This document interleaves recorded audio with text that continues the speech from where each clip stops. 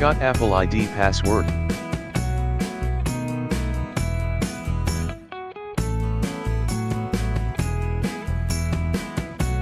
Open PassFab iPhone Unlocker and connect your iPad to the computer.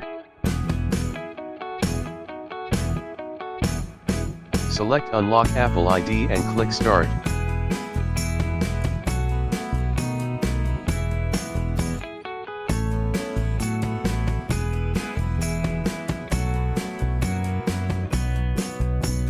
Wait for a while and the Apple ID will be removed successfully.